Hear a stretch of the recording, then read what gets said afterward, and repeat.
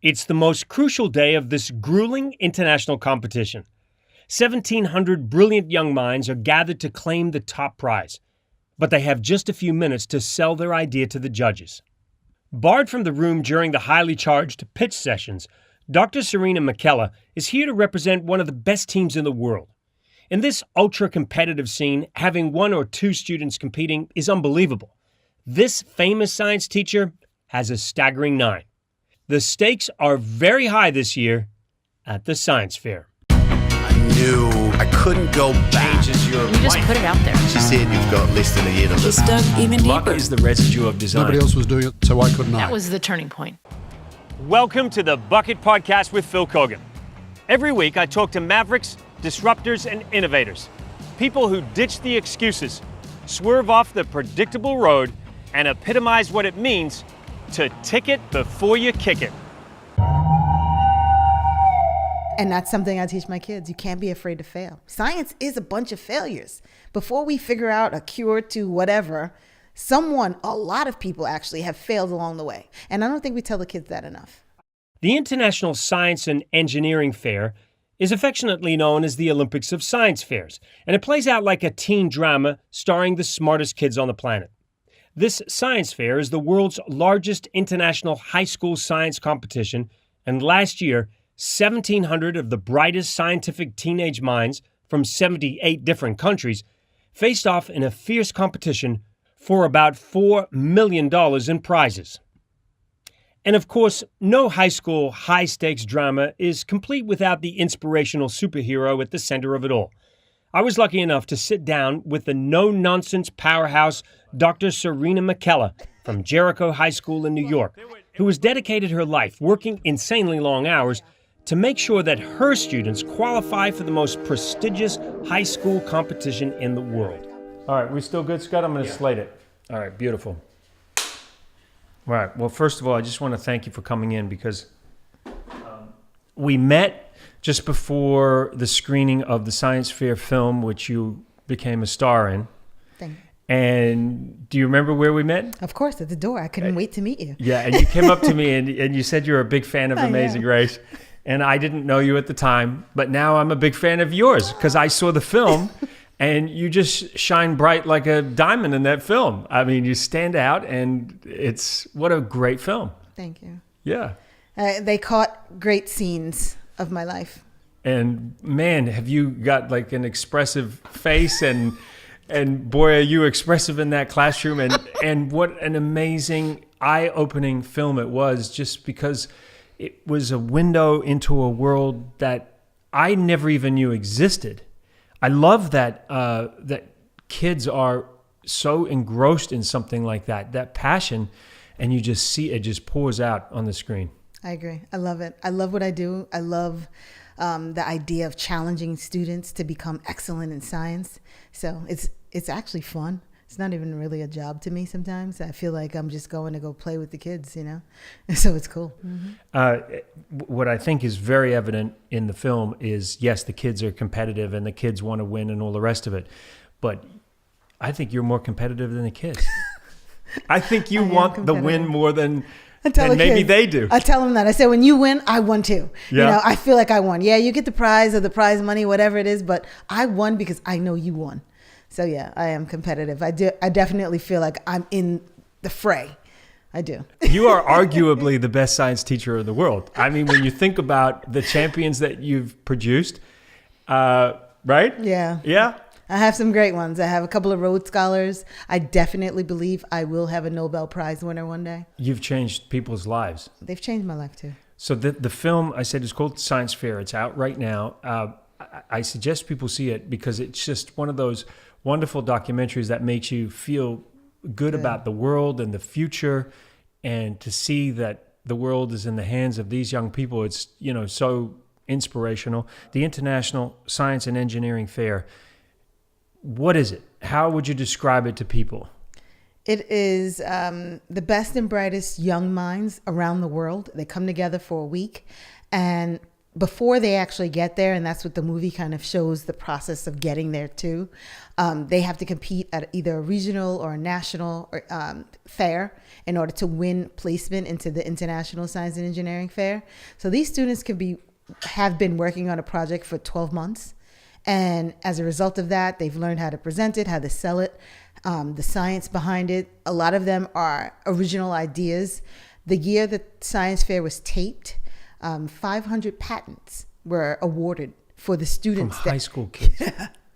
So these kids are the future. They're innovative, they're thinkers, they're motivated, they have phenomenal ideas. Even so much, to me, sometimes even better than what I see from undergrads in the laboratory, because they're driven to be successful. They know that whatever this product is, whatever they're presenting to the judges is a really good idea, and they want everybody to believe it. So they're really, really like trying to promote whatever this thing is, and it works. It really they're works. fearless. That's what you see. They have no fear about trying something new and different. And that's something I teach my kids. You can't be afraid to fail. I said, we're going to fail all the time. Science is a bunch of failures. Before we figure out a cure to whatever, a lot of people actually have failed along the way. And it's okay. Because when you fail, you're actually learning. Yeah. So who cares if you mess up? It's fine to mess up. And I don't think we tell the kids that enough. I agree with you. I feel like there's too much emphasis on what people term to be failure, rather than seeing that failure it's just such a negative word. It has such a negative connotation, but it's it's the necessary step that needs to be taken to get to making something work. Absolutely. Right? Of course. Every time you mess up, you figure out, okay, this is not the right way. I always tell the kids with my master's thesis, I was wrong. My data showed that my hypothesis was incorrect. I still have my master's degree. It didn't fail me out of my degree. Right. It just showed that this was not a treatment option for the disease that I was presenting. And how many times in science, in discovery, has someone been going down one path to try to discover something, and then they stumble on something else? Absolutely. Penicillin. Yes. It was a mistake. Right. We wouldn't have had penicillin if it wasn't for the fact that he knocked over the mold into the bacterial plate. And for the win, we now have antibiotics. He failed really well. He failed very well. I'll give him 100% for that failure. Me too. You win. Yeah. One of the things you notice in the film, and you mentioned this, just that the best and brightest are coming from all over the world. We're talking about millions of kids, right? If you think of where it starts. Yes. And from the millions, you're suddenly culling the millions down into the elite few. 1,700. And those 1,700 minds that come from all over the world, for you, you're in the corner of your kids, but you must also feel like this wonderful feeling too when you see others. Oh yeah. Right? It's so much fun. They have a public day after the kids are judged, and that public day you just get to walk around to any kid's booth and talk to them. So some of the stories that got them there are amazing. Why they're doing their research. Oh, my brother has this disease, or my dad has this disease, or this is just something that's not available in my country, so we designed it. Or we have this problem in our country or our town. So you hear the backstory, and it makes it all the better. You know, they say necessity is the root of all invention, right? Mm-hmm. And my father is a scientist, he's a plant scientist. And when I was a kid, I got to travel with him to a lot of developing countries. And he would always tell me, if you want to look for innovation and you want to look for ingenuity, then just look at those who don't have the ability to reach into their wallet and buy a solution. They have to find the solution here. And there seems to be a real correlation between amazing ideas and those people who have come from a challenging upbringing, or come from a background where they can't just buy their way to solutions. I think the reason why I'm so successful at Jericho is because I know what it's like to struggle. My parents being immigrants, we didn't have a lot, and I always knew that if I was going to be successful, I would have to work really hard, because I didn't have an easy road to success. And I kind of train my students the same way. You know, a lot of my students' parents are also immigrants or first generation American, and they've sacrificed a lot. They may have left their home, they may have left their family to come here. And I definitely say to them, it's our responsibility to do better. There's so much controversy right now around this whole idea of immigration. And look, I'm from New Zealand. Your family's originally from Jamaica. If it wasn't for immigrants, we would have missed out on so much. And I'm not sure if people make that connection, right? I love America because it's a melting pot. Yeah. So why would we want to change that? Yeah. Doesn't make sense. So your mother would have grown up with the English education system, right? Correct. Jamaica being part of the Commonwealth. I grew up in Antigua, and also where they had the British system, and we used to have these little exercise books with the Queen on the front, and on the back was the 10 times table. And I think of the type of learning that we grew up with compared to the type of learning that you're sharing with your kids, which is less about that rote learning and more about that fluid learning. I see it when you're with your kids. You're encouraging them, listen, you've got something special. Let's get that out. Right. How important is it for kids to learn outside of the structured system and be more fluid thinking? I think that is where we're going. And the school education system has to modify, has to morph, because these children are learning differently than you and I. Yeah. I did learn the same way, memorize this. And I could honestly probably graduated without my teachers. Yep. Because if you just read the book, you can answer the questions, you're going to do well and graduate. But now you have to be an innovator. You have to be a thinker. You have to be able to take multiple ideas. And I always tell my kids, it's like you're taking small pieces of a puzzle and you're putting a puzzle together. And that's just selling the whole puzzle. And that's how we have to train them to think, because that's really, honestly, that's where society's going. You can Google anything you want. The fundamentals have to be taught. But once you have the fundamentals, the rest of it is how well do you manipulate everything that's being thrown at you?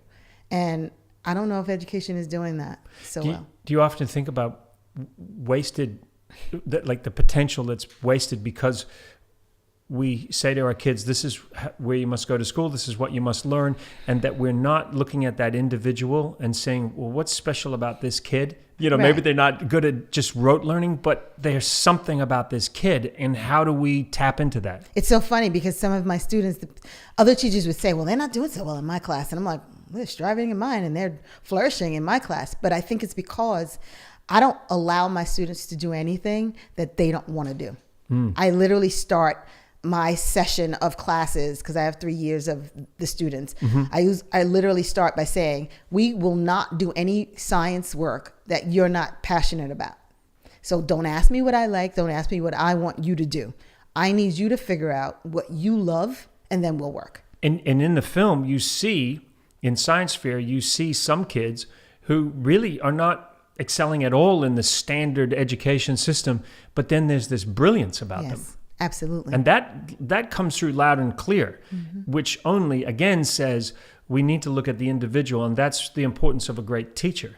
Yes. Yeah. I definitely have a very diversified classroom. Yeah. Every kid is doing something else. It's almost comical because I can have, in 5 minutes, 5 conversations about 5 different topics, and people on the outside are like, what's happening right now? Yeah. And I literally am running with 5 different, 10, 20, depends on how many kids are in the room, different ideas in a 40-minute period. And that's fun, actually. I love my class because I'm always learning too. And we see just how much you love your students. I do. And when all of us look back on our education, there's always a teacher or maybe 2 that stand out, the ones that seem to take the time to really connect. And you never forget that, right? And for you mentioned you can see that you really believe that you're going to have a Nobel Peace Prize winner, right? Or you're going to have Nobel Prize, definitely. You're going to see your students do really, really well. You believe in them. I do. I believe that those kids are changing the world. What does a teacher want in return from their kids? What means the most to you when you share your heart and soul with your kids? What is it that you want most from them in return? I want them to remember and to pay it forward, to do the same for someone else down the road. I listen to them, and they're going to the best and brightest schools. They're achieving great lengths. The ones who have gone on and have followed their trajectory through education and now as professionals in industry, and they always remember, and they are doing good things, and they are paying it back, and that's all I can ask. In terms of your success at the International Science Fair competition, how well have your students done? And you're allowed to show off because you work hard to be able to show off right now. We do very well. I Come on. think by far, from what I've heard, we have the most winners for any school in the world, I think. We do well. I can't deny it. I'm very proud of our track record. You look at winners, you see Jericho, right? I mean, does it keep you up at night before the competition? Like, oh man, we have to win again. Yeah, I was a little nervous because this year I spent a lot of time with the film and I was a little afraid. I was actually Distracted. I was, but it was good. It was a good distraction because sometimes I'm so narrow focused that I forget to have a life. And being busy, I was also worried. I was saying to myself, what if I failed this group of kids who I love, this year because I wasn't always there for them. Right. But we did well. In terms of the preparation, you say there's so little time for the judges to process that anything you do that sounds confusing will make it confusing. Right. So you keep drilling in over and over again. What are some of the things that you do to prepare them to be really good? Because they only have a short window to impress the judges, right? They have 7 to 8 minutes for the most part to do their spiel about whatever their research was from beginning to end. And then you want a time frame to be questioned by the judge so that they can challenge your understanding of science and the rationale for what you're doing. So I have to kind of take these big grandiose ideas that some of the students have been working on for 12 months or even multiple years and narrow it down now to 7 minutes. So we basically start off with a big picture and then we just chop it down. We keep taking out the minutia, anything that's not directly correlated to a goal, we take it out. And everything mirrors everything else. These are also kids that are growing up with a lot of emotions. They're dealing with everything else, boy-girl trouble, and maybe their sexuality, and they're trying to find themselves at the same time you're trying to drill in on them. And so you're playing with the emotions. Yeah. I mean, some of my day is not even about their project. Some of my day is just they're trying to decompress because they're getting pressures from maybe mom and dad about their GPA and how is all this time in the research room hindering, And it does, doesn't it? And it does. Of course it does. Yeah. You can't spend 20 hours on one idea when you have 15 other ideas that you must also deal with. So I understand that. And I tell the kids, there's ebbs and flows. Yeah. Some days I'm going to come after you with a vengeance and kind of make sure that you're... But that's needed, right? Yeah. Yeah, I mean, it's in a generation not so long ago, 10 years ago, you remember when everything was about everybody getting a medal and everybody winning? Yes. I saw a piece once where there was a soccer tournament. And everybody got a prize. And there were 500 people in the soccer tournament and everybody got the same medal. And I was like, what kind of a lesson is that? Exactly.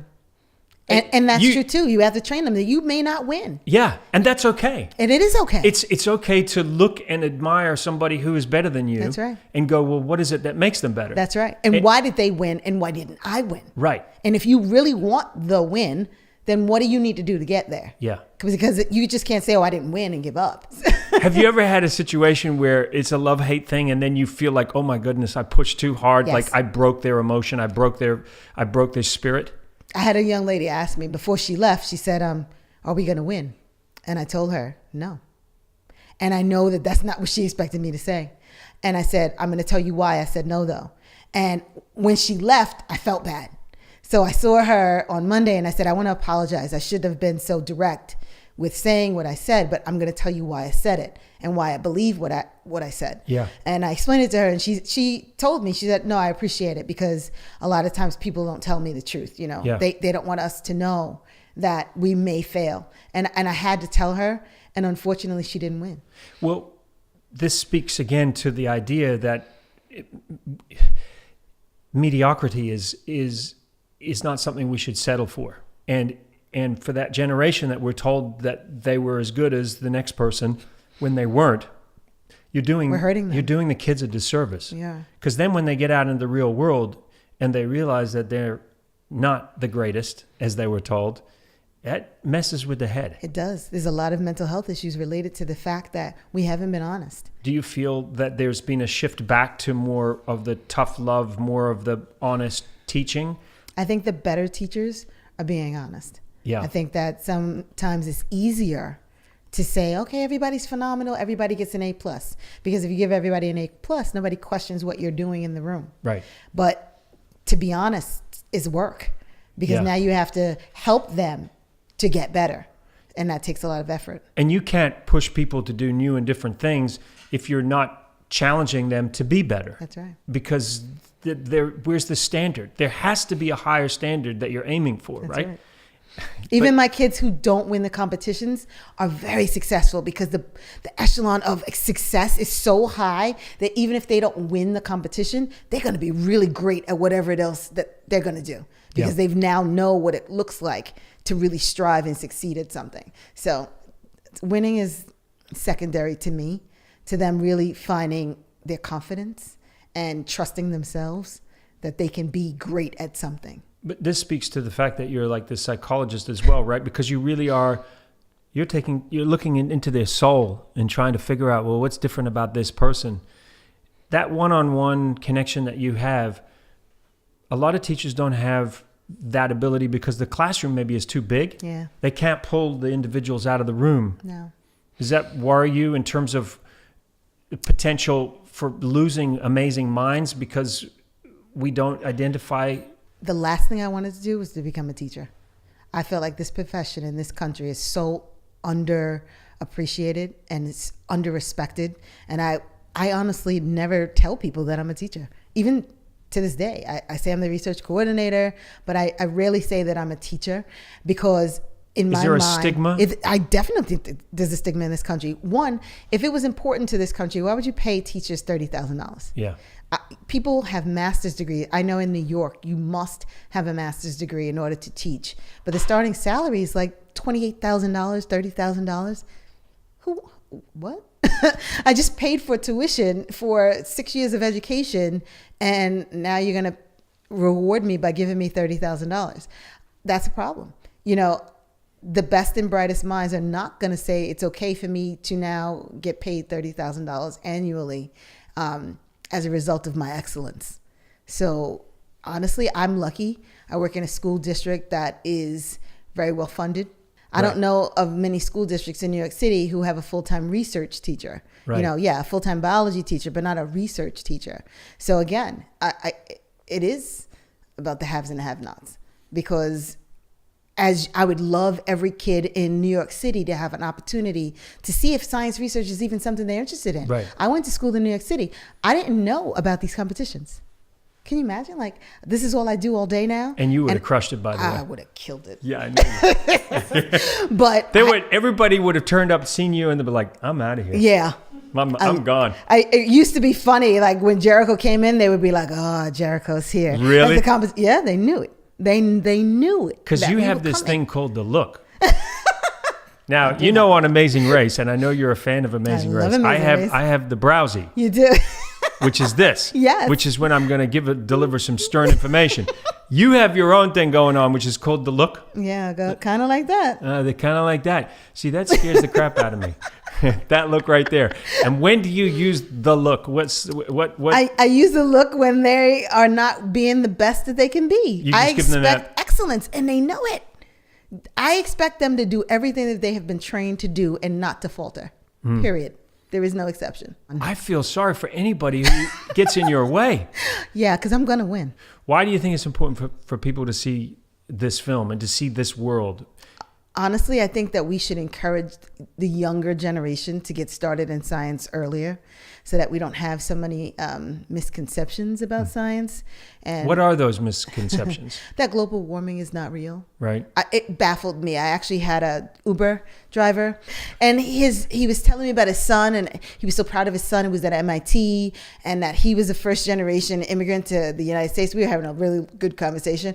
And then he asked me at the end of the ride, so I just want to ask you, because, you know, you're a scientist and I don't usually have scientists in my car, is global warming real?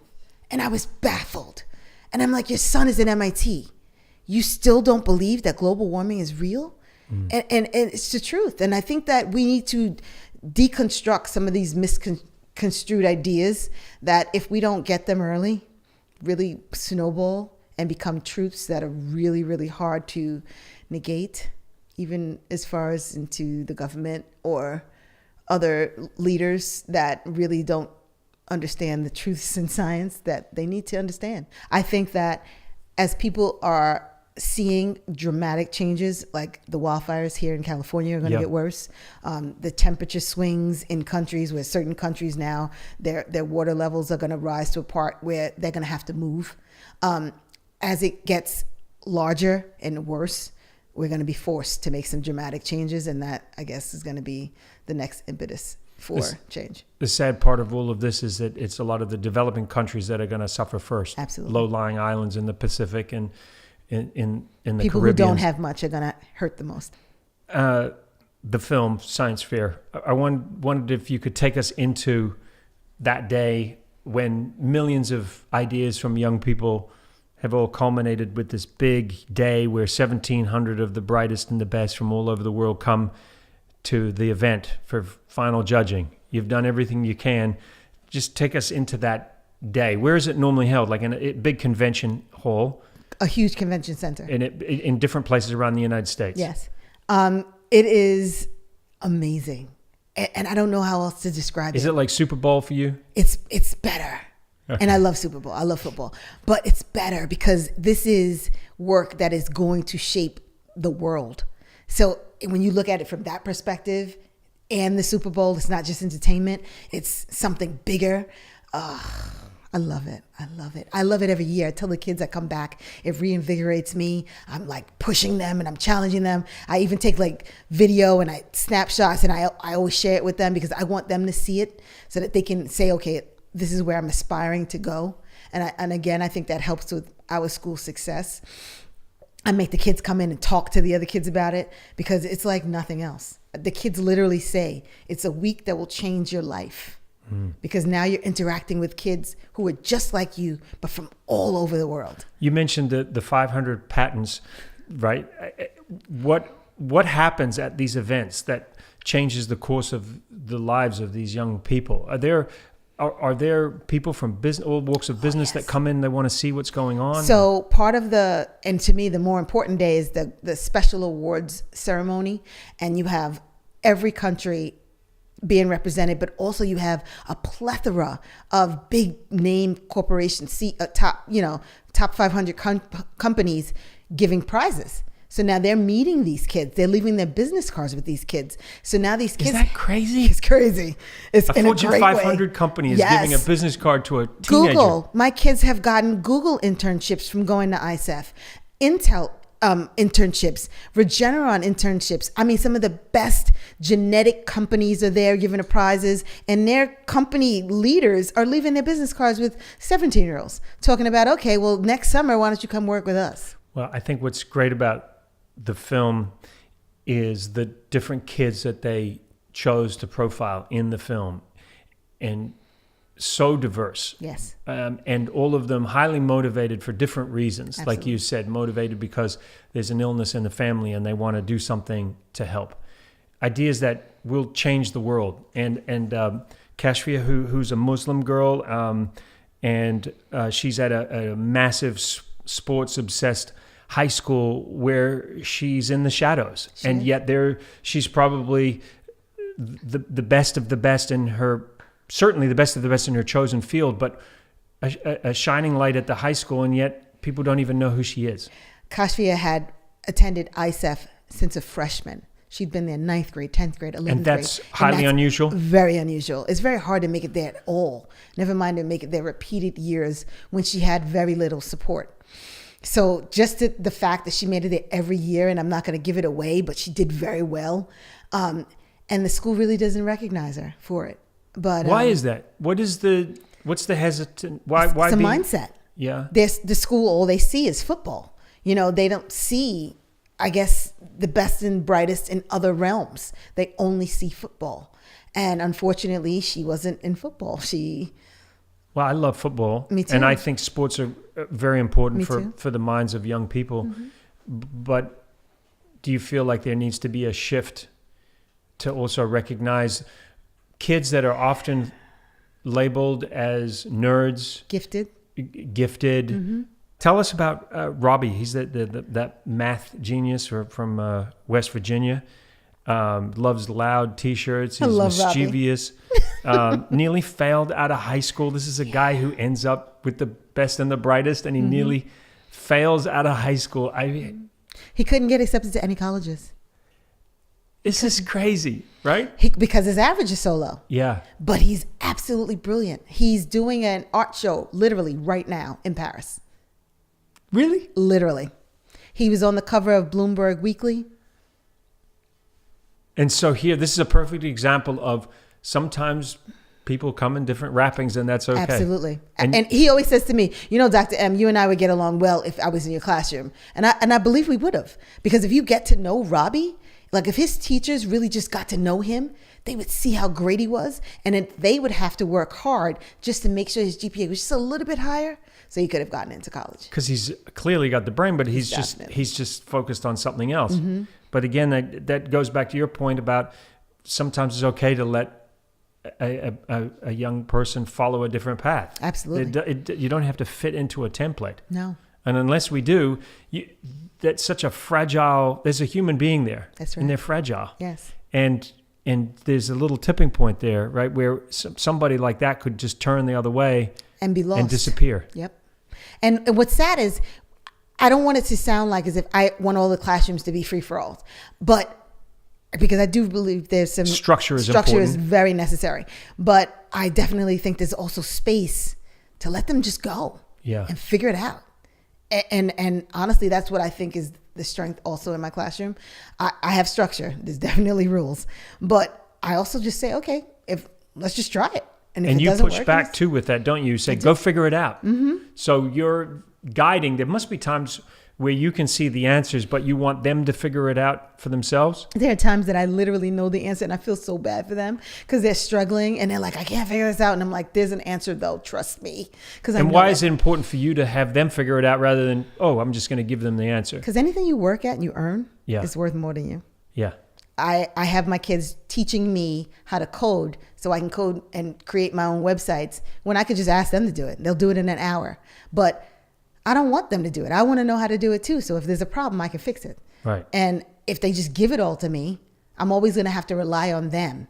I want to rely on myself. Yeah. And that's what I'm training my kids to do. Do they then connect and have you ever heard of any stories where maybe they team up together to go do something, to start businesses? Definitely. Some of the kids, they keep their relationships from the International Science and Engineering Fair. They definitely keep the relationships from Regeneron Science Talent Search. I mean, they set up a Facebook page the minute that they find out that they're finalists, and they become friends before they even meet each other in person. So it's like a network. It's like an alumni of the science fair thing. That's an amazing network. Yeah. Think about that. The top 40th brightest brains, math and science in the world. In the nation, friends now. All that potential energy sitting right there. What must be very difficult is, you mentioned 7-8 minutes to pitch to the judges, right? Which is nothing. I mean, gosh, what is that? 180 words a minute multiplied by 7. So we're talking about. It's a very brief summary. A very brief summary of something that has tens of thousands of hours of work. The release at the end of all of this, once you've poured your heart out to the judges, I mean, have you seen people faint? Kashfia literally fainted. Really? Yes. She literally just from the pressure? Just from the stress. Yeah. And again, we're not thinking sometimes that they're working as adults, but these are 15-year-olds, 16-year-olds. That's a lot of stress. Yeah. And then you're talking to a PhD who is well-renowned most of the time in their field, in your field, that can catch you. Right. And who knows more than you know, who knows what you don't know. Right. Right. And you don't know what they know. And you don't know what they know. Right. So it's scary. And even for us, like as a teacher mentor, I'm biting my nails until they're done. Are you standing close by listening? Are you allowed to? Or they block us from going in. Really? Oh my God! So you have to be outside? Oh yes. Do you smoke? No. Maybe you should start. Do you bite your nails? I just stress. I'll have a series of I can't deal with this moments, and then I just sleep. You've said that science fairs have changed the trajectory of some of my students regarding where they end up in college and also their careers. So this is a life-changing experience for those who get chosen to go. Again, ISEF is mind-blowing. when you walk into the convention center, it's like you walked into another universe. The air changes. The dynamics change, like the technology is there because they bring in innovations from leading, because I said some of the leading companies are giving money away to the kids. So they're bringing their technologies in, the kids to manipulate. So you'll see things you've never seen. I remember we actually got a preview to a Pixar movie one year at ISEF that didn't come, into the theaters until 2 years afterwards. So we saw a fresh cut of a Pixar movie. So it's like innovation is on top of innovation is all over the place. It's lovely. You feel like, wow, I can't wait to get back. Like I love going. I tell the kids, you have to do well because I have to go. Because I got to go. That's right. Like I need to go. I didn't think about that. Of course, if they don't get chosen, then you don't then get I don't to go. get to go. No. Yeah. But how many times have you been now? So I've been to Jericho for 10 years. I've been there 10 times. You've also been to Sundance. Yes, I have. Because that was unusual. Science Fair got to go to Sundance. Yes. And I'm just wondering what it's like for you to go from being science teacher to being this movie star at Sundance Film Festival. And now you see the film. Was that the first time you'd seen the film? And the first time, obviously, you'd seen it with an audience. Correct. So you're sitting in the audience? In the audience. Yes. I literally am crying because there are parts of the movies where I literally was brought to tears. And then I'm laughing hysterically in some aspects. And then, of course, I'm sitting in fear because I know what they heard.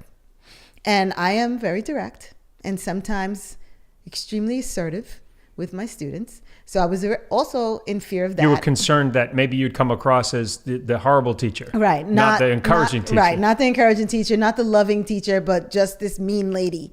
And that scared me. And I was honest a little bit about my personal life. And I was like, okay, what is in this film? Yeah. So all of those emotions at one time was a lot. Well, I can tell you my review of you and the film is that you just lit up the screen. And I wanted you to be my teacher. Aww. I was like, man, I want you to be my teacher. I want to be back at school right now. I want to be in a lab and I want to be, experimenting and doing something and getting the look from you, like to encourage me to work until midnight and do the best possible work I could do. That's part of it too. The kids are there with me. Yeah. I'm not there at midnight by myself. Yeah. Do you worry that maybe you've given a few secrets away to other science teachers that they look at that and they go, I'm kidding. I mean, honestly, I think it's funny because some of the science teachers have reached out since the film is. Oh, is that right? Yeah. And I have a couple of them come into my camp and they were like, can we just be a bug in the, a fly in the wall? See how you do things. Why not? I'm not here just to make sure Jericho kids win, because if that's not the point. Yeah. If you're in science fair or science competitions just to win, you're missing the whole point of science fair. You have a message to the world. You said it's almost like we are anti-science in the U.S. and we've lost our way. We don't have our value system in the right place. This country will fall if we give up on scientists. Clearly, you have not given up on scientists because you're encouraging people to be scientists, but you really feel like we've lost our way? I think we have. United States should not be ranked 26 and 32 in math and science. We are the best, and we should show the world that we are the best, starting with our math and science students, and we're not. You think we could come back? I know we can. If you were in charge, let's say you were the president, what would you do? What will change this? What will turn this? How do we get back to being number one in math and science? I think we need to put our money where our mouth is. If we really want to support scientists, we have to support all of the programs that support young scientists. We have to support the teachers. We have to understand education. A lot of education is run by politicians who don't know education and how to train children. So maybe we should also shift that dynamic too. How about asking the teachers what they need and actually providing it? And what do teachers need? I think they need resources and they need time. I mean, when I first started teaching, I had 3 jobs because I wanted to buy a house. I shouldn't have to work 3 jobs to buy a house. And if I'm working 3 jobs, I can't be at school helping my kids. If it wasn't for the fact that my district is well funded, I wouldn't be able to work there until midnight. I would probably have to have another job so that I can live close enough to work in Jericho. And people who say, well, why should we be giving those resources to the teachers to be able to teach? really If the teacher's struggling, then the kids are going to struggle. Right, but I guess what you're saying is, look, people need to look at the big picture here and say, you're investing in our country's future. This isn't just about a teacher getting resources to teach. It's for a bigger purpose. Everything. We all live better when we have better scientists. And think about how much time the teachers are spending with your children.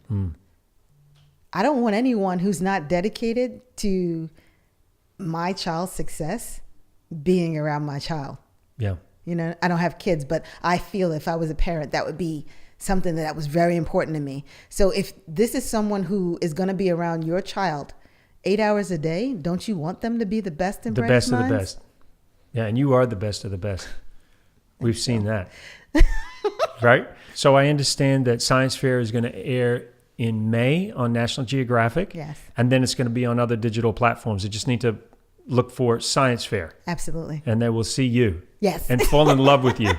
Thank you, Phil. Yeah, I have a feeling you're going to get a lot of marriage proposals. Well, I need one. I need a date. Is that right? Yes. Phil. Is there I'm a very single. website? Very single. I'm very What's very single. single mean? Meaning that I've been single for a while. Oh, I see. I'm over it. Okay. Well, I could see some proposals. Brace yourself. Well, You I'm here. never know. I end my conversation with people asking them who they would take on a road trip across America in a car. 3 people, Wow. alive or dead, from any time in history. It's going to be very diverse, my answer. Well, we love diversity. Michelle Obama. Yep. She's my Have friend you in read my her head. book? Of course. I have not read I've it read yet, her but book twice, and I saw her Twice? Of course, I needed to, because she's my friend in my head.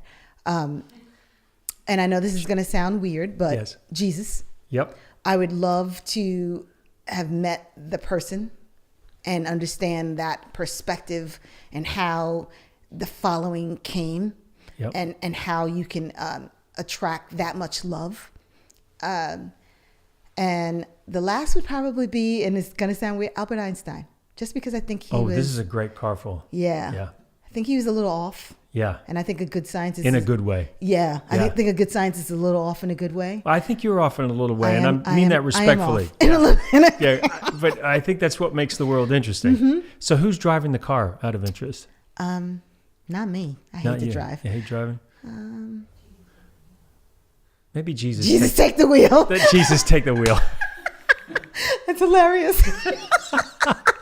I want somebody that can make me laugh at the wheel. Maybe Kevin Hart or somebody funny. We can put Kevin Hart in the boot. Okay, great. And every now and again, when you need a little joke, he can just yell out from the boot just I to love break it. the mood. I love it. You know, because he can't go in the car because you're only allowed 3. All right. And you've already got a pretty good car full. I got a great group. Yeah. I can see you like to laugh. I do. And if you knew that you were going to have your last day on earth and you could do whatever you wanted with your last day, what would you do with it? Hug everybody I love. Yeah. So this world is hard sometimes. Very hard. And I just want to be at peace with myself and the people I love. You are amazing. I hope you continue to teach and to your last breath. And, and I hope we get to follow more of your students as they change the world. You've already changed the world, and you should be really proud of yourself. And I know it's hard, Sometimes. but it's just awesome to see your passion for teaching. Thank you, Phil. So thank you for talking to me. I appreciate it. And you. I have not forgotten about you as a possibility for the Amazing Race. Yes. Because I I really need a would. stranger, though, that is, good with putting things together. I got the brains. I just need the brawn. Okay. We can arrange that. There's plenty of that out there. You know what But he has to be a little intellectual because I got to be able to think, too. Okay. Does he have to have a 6-pack? No. Okay. No. I'll take an average Joe that knows how to put things together, that has a good capacity. And a good sense of humor. Definitely. Yeah. Need a because, laugh. boy, it's a misery to travel with somebody if they don't have a good sense of humor. It's true. Thank you. Thank you.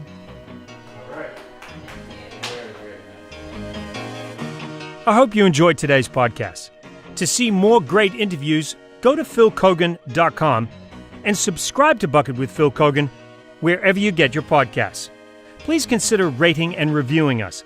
And follow BUCKiT, that's BUCKiT with an IT, on Instagram and Facebook. Also, follow me on Twitter @Phil Kogan. See you soon.